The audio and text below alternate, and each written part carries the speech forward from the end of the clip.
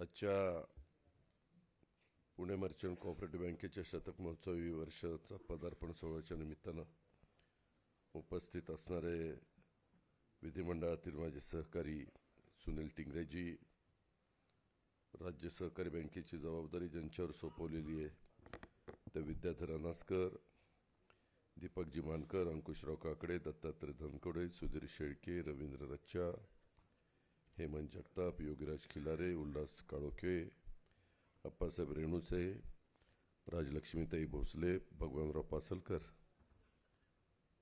अप्पासाहेब खिलारे, निलेश डमडेरे, प्रसन्न जगताप, अजित खेसे, रावसाहेब खंडागळे, प्रदीप मिसाळ, उदय महाले, युवराज खेडकर, राजन उडाणे, प्रकाश पेशवे, अभिजित बोरकर, शिरीष शिंदे, मनोज जगदाळे, बाबुराव चांदेरे, सागर काकडे, बाळासाहेब मारणे, बाळासाहेब धाबेकर, संदीप तौर, भूपेंद्र मोरे, उपस्थित सर्व माझ्या पुणे परिसरातील जमलेले प्रतिष्ठित नागरिक, आपल्या बँकेचे सभासद, ठेवीदार, खातेदार, सर्व हितचिंतक, अधिकारी, कर्मचारी, पत्रकार मित्र, ज्यांचा आता यथोचित सत्कार करण्यात येणार आहे ते सर्व सत्कार मूर्ती, बंधू भगिनींनो, माझ्या तरुण मित्रांनो, खरं तर आजच्या कार्यक्रमाला मी येणार नव्हतो.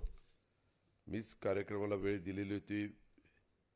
त्याच्यामध्ये माझं आणि चेअरमन विजय ढेरे साहेबांचं बोलणं झालेलं होतं. त्यांनी आम्हाला सगळ्यांना निमंत्रित केलेलं होतं आणि सहकार मंत्रालय बऱ्याच वर्षांनी पुण्यामध्ये आले. बऱ्याच वर्षांनी म्हणल्यानंतर मला वाटतं पहिल्यांदाच पुणे जिल्ह्याकडे आलेलं आहे दिलीप वळसे पाटलांच्या रूपाने. ह्याच्या आधी विजयदादा झाले, विलासराव झाले, अनेक जण सहकार, बाळासाहेब झाले, मागे बाळासाहेब पाटील, अनेक सहकार मंत्री झाले, सुभाषराव देशमुख सोलापूरचे झाले. आणि यावेळेस मी ठरवलेलं होतं की सहकार विभाग त्या ठिकाणी घ्यायचा. खऱ्या अर्थाने महाराष्ट्रामध्ये जे काही बदल झालेले आहेत ते सहकारातनं झालेले आहेत, हे निर्विवाद सत्य आहे.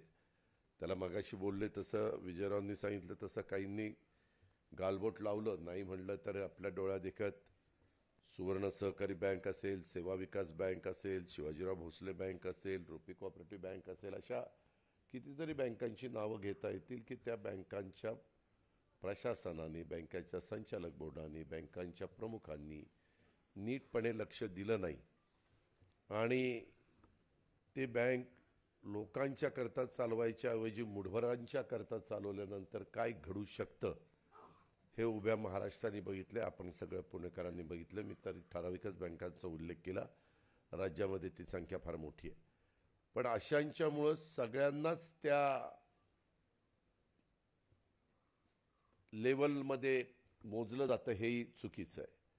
कारण बाकीच्या बँका आता विजयरावांनी बोलत असताना कशा प्रकारे ह्या बँकेमध्ये बदल होत गेले आणि इथपर्यंत बँक पोचली त्याचाही सगळा सारांश ह्या एकंदरीत बँकेच्या शतक महोत्सवाच्या निमित्तानं सांगितलं.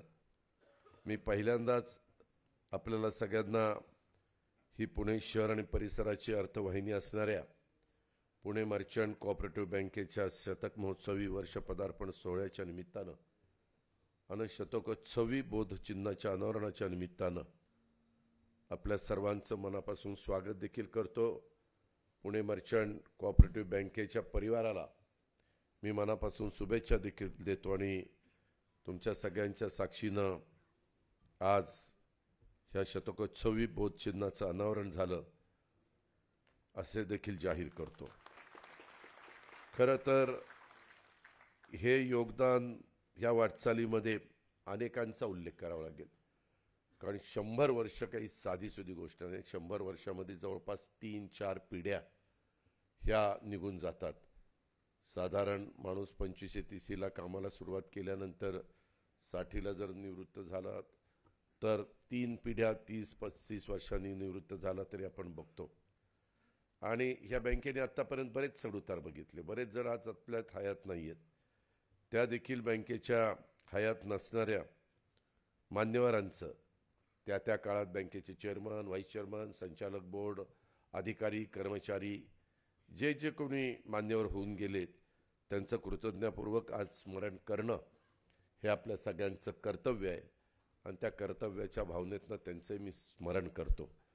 कारण त्यांनी लावलेलं हे सगळं मोठं रोपटं कैलासवासी न. केळकरांनी, कैलासवासी दामोदर बळवंत खुर्दांनी, कैलासवासी पंढरीनाथ पाटसकर यांनी लावलेलं 1924 सालचं हे रोपटं आज इथपर्यंत पोचलेलं आहे.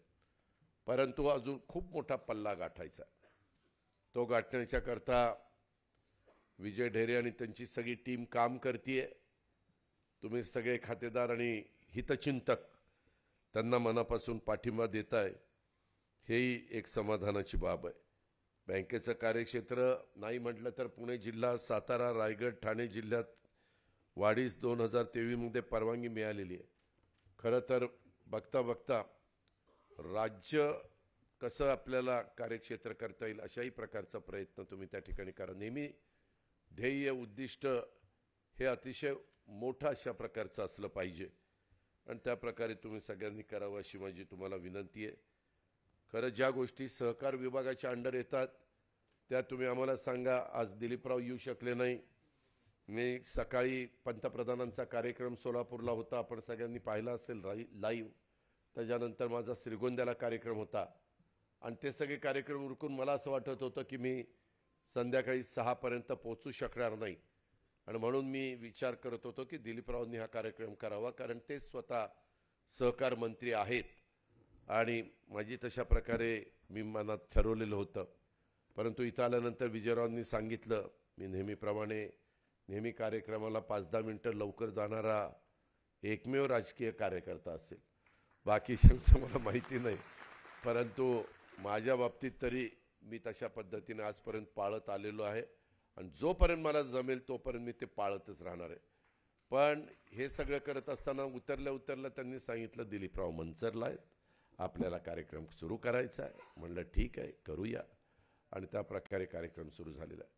मी विजयरावांचंही भाषण ऐकलं आणि आपल्या विद्याधर अनसकरांचंही भाषण ऐकलं. मला तुम्हाला सांगायचं आहे की तुम्ही ती नोट तयार करा. मी सोमवारी बहुतेक नाही आहे, मंगळवारी मी मुंबईत असेल, मंगळवारी बुधवारी मी कवडे सहकार आयुक्त त्यांची आता मला वाटतं मुदत संपती आहे, त्यांना आणि राजेश कुमार आपले ACS सहकार ह्या दोघा तिघांना सांगतो आणि ह्याच्यातले ज्या काही गोष्टी मी जरी आज सरकारमध्ये तुमच्या सगळ्यांच्या पाठिंब्यामुळं काम करत असलो तरी देखील त्यामध्ये काम करत असताना नवीन काही गोष्टी आपल्या महाराष्ट्राच्या हिताच्या असतील, फायद्याच्या असतील, पुढच्या दृष्टिकोनातनं नवीन पिढीला मदत करणाऱ्या असतील तर त्या केल्या पाहिजे या मताचा मी आहे. त्याच्यामुळं तुम्ही जे 45 वयाचं इतर बाकीचं सांगितलं तर मी त्या पद्धतीनं निश्चितपणे विचार करेल, कारण हा तरुणांचा भारत आहे, तरुणांचा महाराष्ट्र आहे आणि त्याच्यामुळं केरळमध्ये ते सक्सेस झालेलं असेल तर केरळ तसं बघितलं तर फार लहान राज्य आहे, तर आपल्याही राज्यामध्ये करायला काहीच हरकत नाही. जसं महिला बँक असते तशी तरुणांची संस्था सहकारी देखील करायला कुठली काही अडचण येईल असं मला वाटत नाही. आणि तसं केल्याशिवाय तरुणांना पण संधी मिळणार नाही, नाहीतर वयस्कर लोक लवकर संधीच देत नाही, हे आपल्याला सगळ्यांना माहिती आहे. काय अंकुशराव मी म्हणतो ते खरं आहे ना? तर ह्याच्यातला गमतीचा भाग जाऊ द्या, पण माझी एवढीच इच्छा आहे की त्या वयामध्ये त्या गोष्टी झाल्या पाहिजेत आणि तो एक उत्साह असतो, तो एक जोश असतो.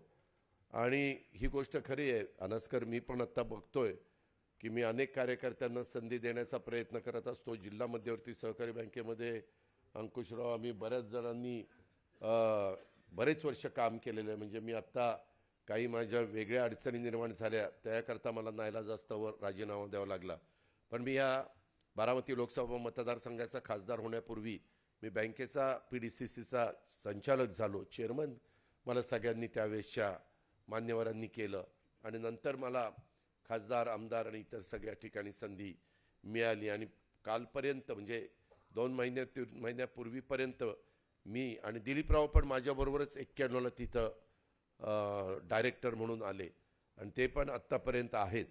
अशा पद्धतीनं आम्ही तिथं काम केलं. मी बऱ्याचदा बघतोय आम्ही लोक तिथं सहकारामध्ये गेल्यानंतर लोक जोपर्यंत रिटायर आम्हाला करत नाही तोपर्यंत आम्ही ती पदच सोडत नाही. हा त्या बाबतीतला अनुभव आहे. मला आठवतं आहे, मी ज्यावेळेस बँकेत संचालक म्हणून गेलो त्यावेळेस स्वर्गीय अप्पासाहेब सातकर, स्वर्गीय शिवाजीराव काळेसाहेब हे आमच्या वयापेक्षा जास्त काळ त्या बँकेचे डायरेक्टर होते. म्हणजे त्यावेळेस आमचं वय कमी असल्यामुळं म्हणजे असं साधारण अर्थात त्यांनी तिथं व्यवस्थितपणे बांधणी केलेली सहकारी संस्था त्यांच्या विचाराच्या होत्या म्हणून त्यांनी ते केलं. कारण शेवटी मतदार बरोबर असावं लागतो हे त्रिवार सत्य आहे. आणि त्याकरता मागाशी जे जे काही मुद्दे अनस्कर तुम्ही सांगितलेले आहेत त्याबद्दल निश्चित महाराष्ट्राच्या हिताच्या दृष्टिकोनातनं जे जे काही करता येणं शक्य असेल त्याच्यामध्ये दिलीपरावांना पण मी बोलवील. दिलीपराव, मी, तुम्ही लोक आणि संबंधित अधिकारी असं बसून आपण लगेचच त्याच्याबद्दलचा निर्णय घेऊ. वेळ पडली तर मग आम्हाला कॅबिनेट पुढे न्यावं लागलं तरी कॅबिनेट पुढे नेऊ. एकनाथराव शिंदे, देवेंद्र फडणवीस साहेब आणि बाकीचे सगळे मंत्रिमंडळातल्या सहकाऱ्यांना सांगितल्यानंतर कुणाला ते म्हणजे नकार कुणाचा तिथं असणार नाही. कारण तरुणांच्या हातामध्ये अशा प्रकारच्या गोष्टी देणं, कारण पुढं तेच हे सगळं सांभाळणार आहेत, तेच सगळं बघणार आहेत आणि त्यांनी ठराविक काळातच ह्याच्यामध्ये यश संपादन केलं पाहिजे हे देखील त्रिवार सत्य आहे. म्हणून त्या प्रकारे आपण जरूर पुढं जाण्याचं काम करू. आज गडकरी साहेबांच्या म्हणजे तिथं येऊ शकले नाही, परंतु मोदी साहेब आले होते, बाकीचे दोघं तिघं येणार होते. पण मोदी साहेबांना तो कार्यक्रम करून कर्नाटकचा एक कार्यक्रम होता आणि तो करून तामिळनाडूचा एक कार्यक्रम होता आणि मग ते रात्री दिल्लीला जाणार होते. त्यावेळेस आम्ही बघितलं 10,000 रुपये आता गरजूंना कर्ज त्या ठिकाणी दिलं जातं आणि त्यांनी वेळेमध्ये परतफेड केली तर त्यांना ते 20,000 केलं जातं, परत 30,000 केलं जातं, परत 40,000 केलं जातं.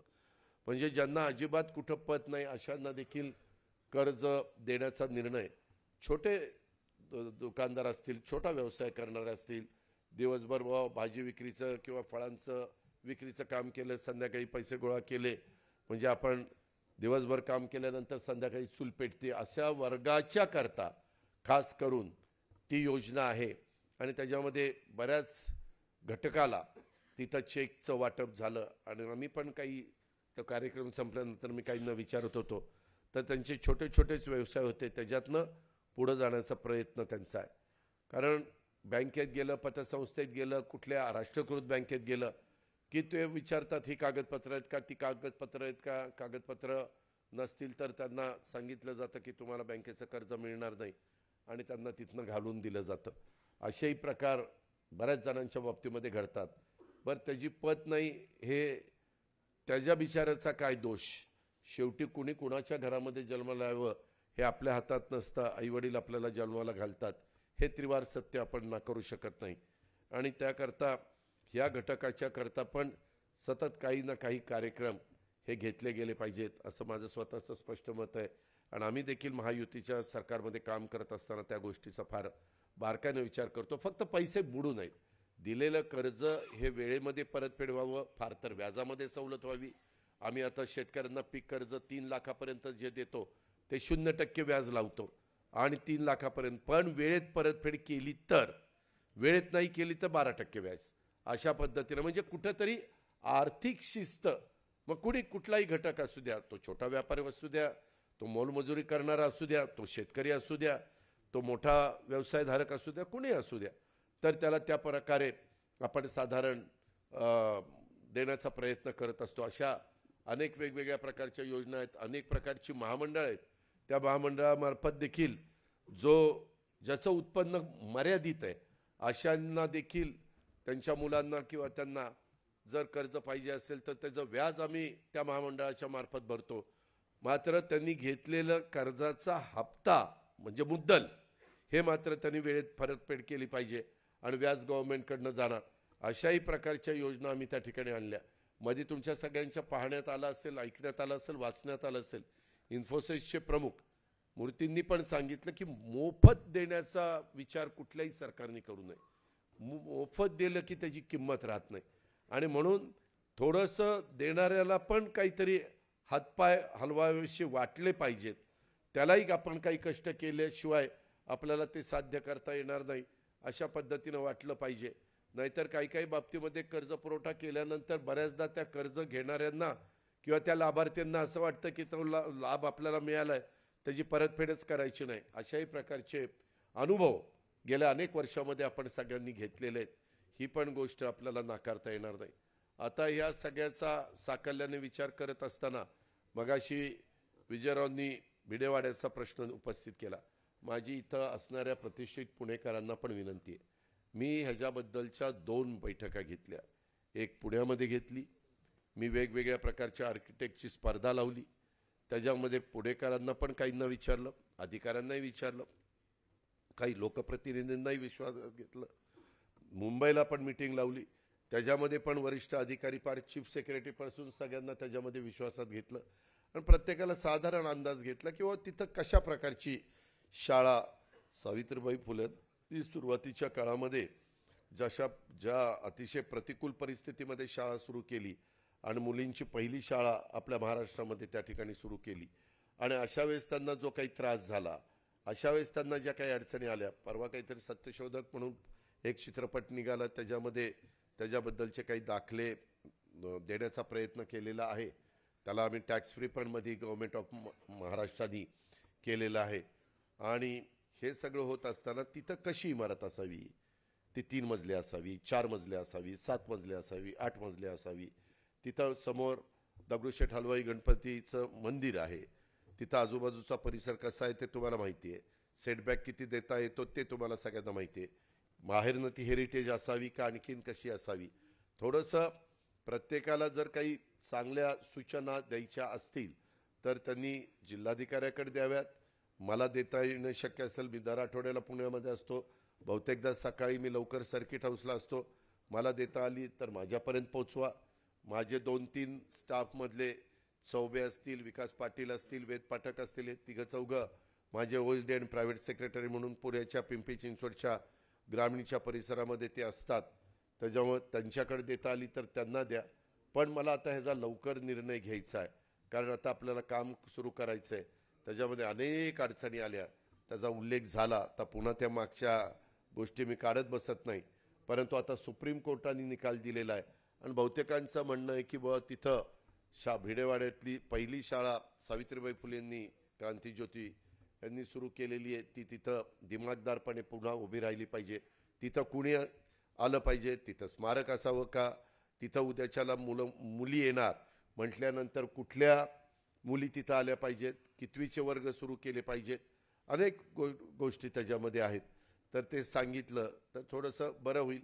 निर्णय तर आम्हाला घ्यावा लागेल, परंतु जास्तीत जास्त घटकाला, समाजाला विश्वासामध्ये घेऊन केलं आणि काहींकडनं चांगली एखादी सूचना आली तर एकदाच ते बांधलं जाणार आहे. पुढं ते 50-100 वर्ष टिकणार आहे. पण त्याच्यामुळं त्या गोष्टीचा उल्लेख मी केला. आता तो प्रश्न पण कोर्टाचा निकाल लागल्यामुळं आता तिथं कुठं अडचणी, जागाही ताब्यामध्ये घेण्यात आली. कलेक्टरने ती महानगरपालिकेला पण हँडओव्हर केलेली. त्यांनी पत्रा पण त्या ठिकाणी लावला. मध्ये आम्ही सगळेजण सकाळी लवकर राऊंडला तिथं गेलेलो होतो, कारण संध्याकाळी गेल्यानंतर लोकांना त्रास होतो. त्याच्याकरता सकाळी लवकर अशा साईट बघणं मला योग्य वाटतं. त्याच्यामध्ये दुसरं काही कारण नाही, कारण मी आत्ताच एक साईट मी आणि चेतन तुपे आम्ही काही लोकांनी बघितली कात्रजपासून तिकडच्या भागामध्ये कोंढवा वगैरे.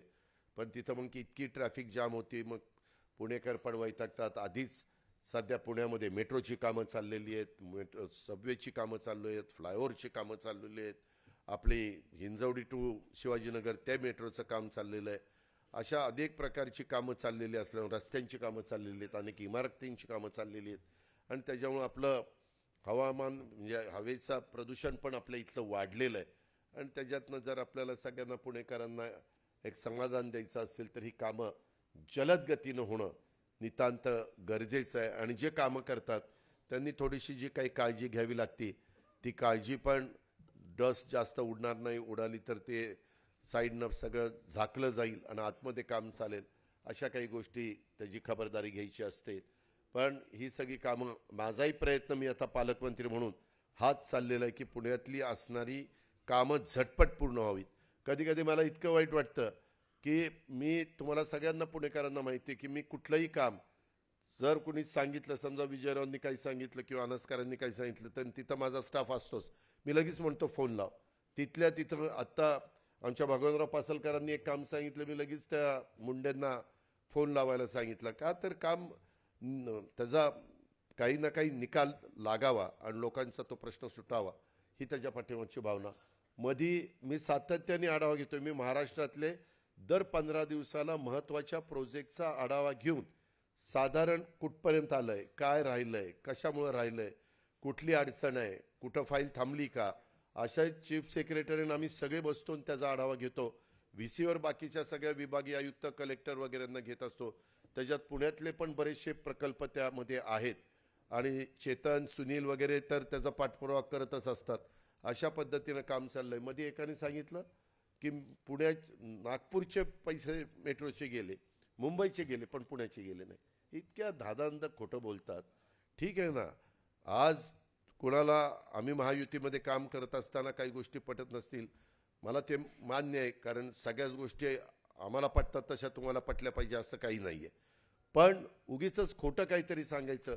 मी नितीन करीरांचं पण लक्ष आहे. आता नितीन करीर पण आपल्याकडं आयुक्त म्हणून होते, तुम्हाला माहिती आहे. आता ते चीफ सेक्रेटरी मध्ये फायनान्स सेक्रेटरी होते. त्याच्यामुळे ह्या सगळ्या गोष्टीकडं पुणंच नाही तर कुठंच ठरलेले पैसे वेळेमध्ये जाणं आणि डेव्हलपमेंटची कामं ही तापड कशी लवकरात लवकर पूर्ण होतील त्याबद्दलची खबरदारी घेणं हे आपलं सगळ्यांचं काम आहे. आता मध्ये आम्ही इतका प्रयत्न केला, आपला विद्यापीठाकडे जाणारा रस्ता आहे त्याच्यामध्ये सगळ्या परवानगी आणून काम जोरात सुरू केलं. मी फिरोदियाशी बोललो, त्यांचं घर त्याच्यामध्ये जातंय, म्हणजे बराचसा भाग जातोय.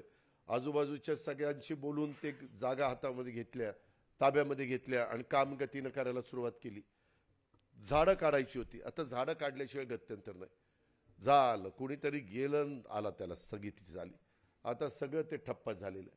मी वास्तविक त्या PMRDला आयुक्तालाही सांगितलेलं होतं, परवानगी आली ना रात्रीत जेवढी मशिनरी लावायची तेवढी लाव आणि ती झाडं रात्रीत काढून टाक. परंतु त्याला माहिती नाही पुणे म्हणजे काय आहे ते. मी खोटं नाही सांगत, महाराष्ट्रात कुठंही काम करणं एक वेळ सोपं आहे. मी पिंपरी चिंचवडमध्ये 25 वर्ष काम केलं. 92 पासून 2017 पर्यंत पिंपरी चिंचवड महानगरपालिका माझ्या ताब्यामध्ये होती. सगळ्या पुणेकरांना माहिती आहे, महाराष्ट्राला माहिती. जेवढे झट निर्णय घ्यायचो, कधी कुणी कोर्टात जायचं नाही, कधी कुणी आडवं यायचं नाही, कधी कुणी काही करायचं नाही. पण इथं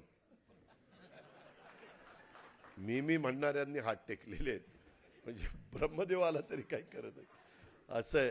ठीक आहे, सगळे हुशार लोक आहेत, त्याच्याबद्दल जास्त न बोललेलं बरं.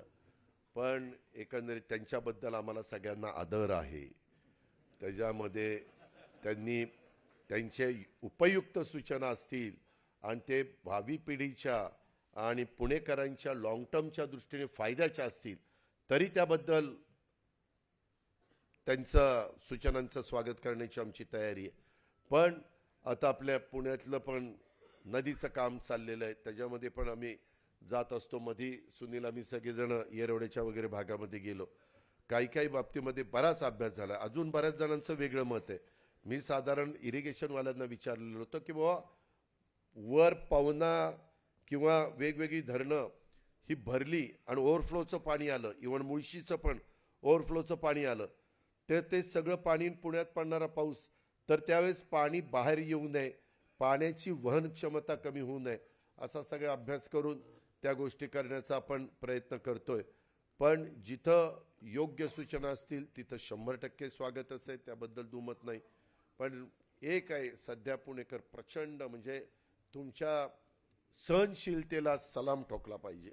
कारण एवढ्या वेगवेगळ्या ठिकाणी ट्रॅफिकचे अडचणी असतात, बॉटलनेक असतो. आत्ताच आम्ही एका ठिकाणी गेलो होतो, तिथं आमच्या बधेंनी आणि धारीवालनी ती जागा मी विनंती केल्यानंतर दिली. आत्ता तो रस्ता झालेला आहे आणि तिथून कात्रजच्या पलीकडं कोडव्याच्या पलीकडनं तो रस्ता आत्ता आम्ही सुरू केला, नारळ फोडला आणि म्हणलं आता त्याचा कार्यक्रम वगैरे नका घेऊ, लोक आता आपल्याला मारायचंच बाकी आहे, ते आपल्याला सुरू करा. आणि तो सुरू करायला लावला. आम्ही पण त्याच रस्त्याने आलो, इकडं आलो.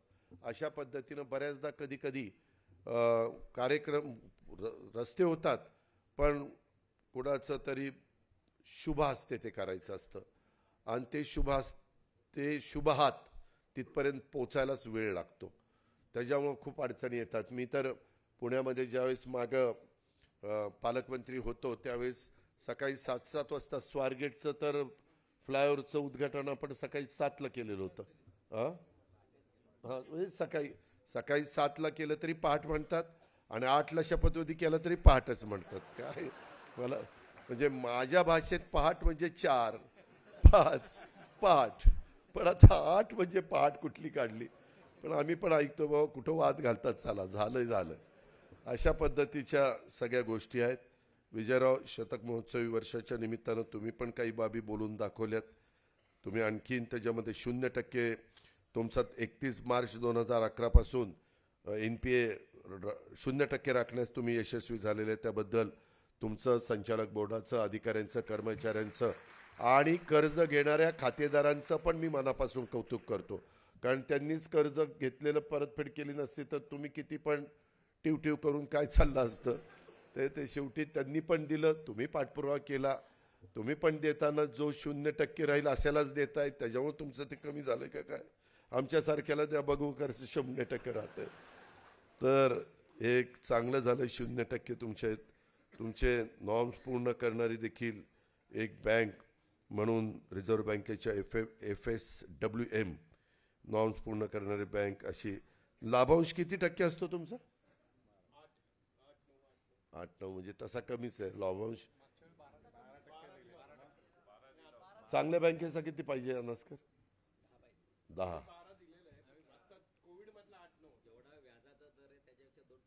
जास्त. ठीक आहे. सध्या सगळ्यात तज्ज्ञ म्हणून आम्ही अनास्कारांच्याकडे बघत असतो.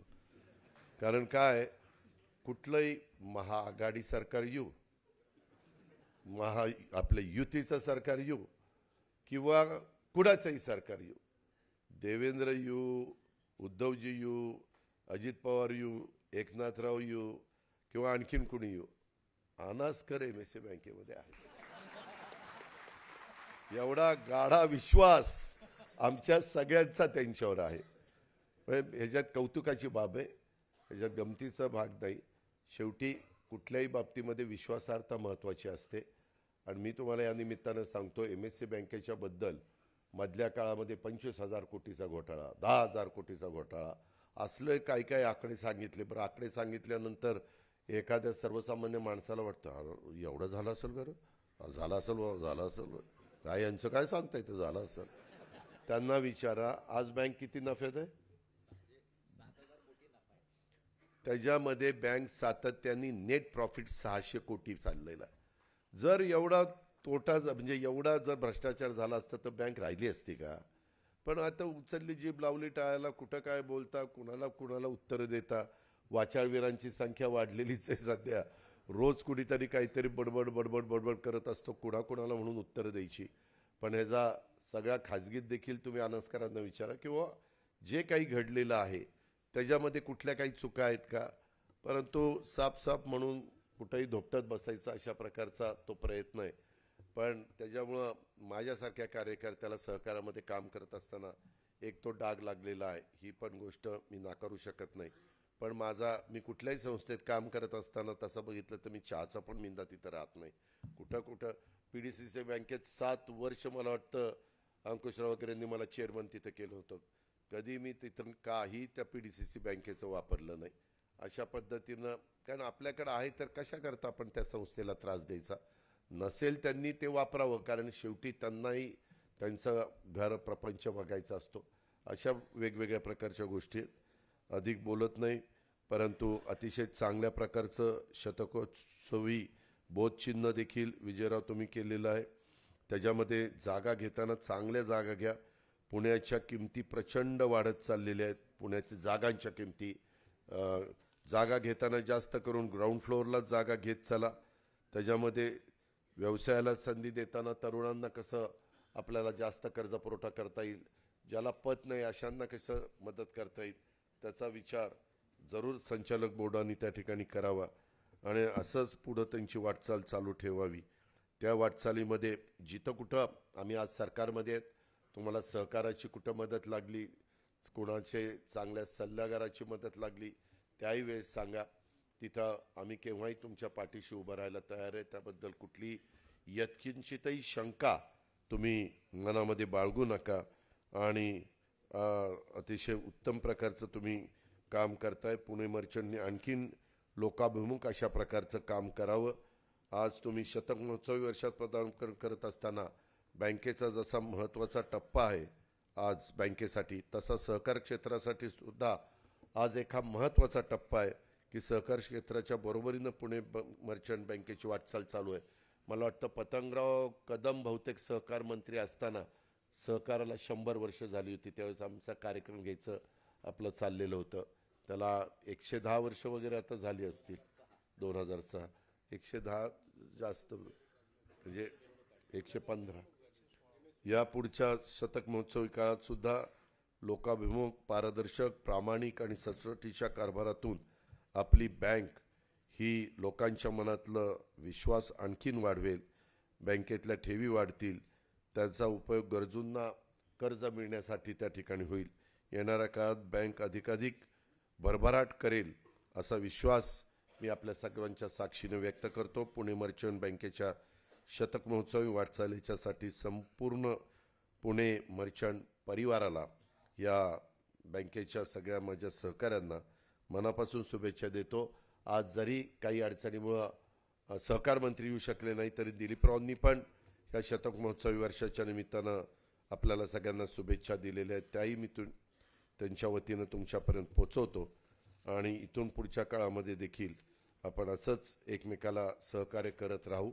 पण कुठल्याही परिस्थितीत सहकारामध्ये काम करत असताना सहकाराला कमीपणा येईल अशा प्रकारचं कृत्य अधिकाऱ्यांच्याकडनं होता कामा नये, कर्मचाऱ्यांच्याकडनं होता कामा नये आणि आमच्या बोर्डाकडनं देखील होता कामा नये. याबद्दलची खबरदारी आपण सगळ्यांनीच मिळून घेऊया आणि ह्या सहकाराला अधिक मजबूत करून पुढे नेण्याचा प्रयत्न करू. इतर अनेक प्रश्न येतात. सहकार खातं स्वतः अमितभाई शहांच्याकडे आहे, त्यांनी पण त्याच्यामध्ये लक्ष घातलं आहे. मधी तर अनासकरांना आठवत असेल, काही लोकांचं चाललेलं होतं की देशात फक्त 6-7च बँका ठेवायच्या संपूर्ण देशात, बाकीच्या सगळ्या ह्या बँका दुसऱ्या बँकेत मर्ज करायच्या. जसं देना बँक काही इतर बँकेत मर्ज केली तसं त्यांच्या मनामध्ये होतं. आणि तसा विचार करणारा RBIच्या स्तरावर बऱ्यापैकी वर्ग आहे.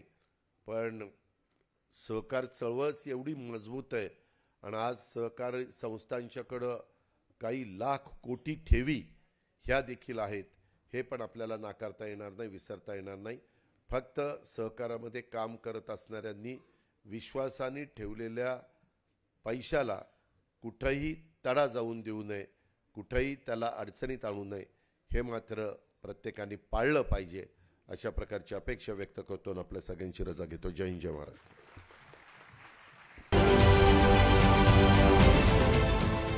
देश विदेशातील प्रत्येक घडामोडींचे लाईव्ह अपडेट मिळवण्यासाठी आता साम टीव्हीच्या सर्व सोशल मीडिया प्लॅटफॉर्मला लाईक, फॉलो आणि सबस्क्राईब करा.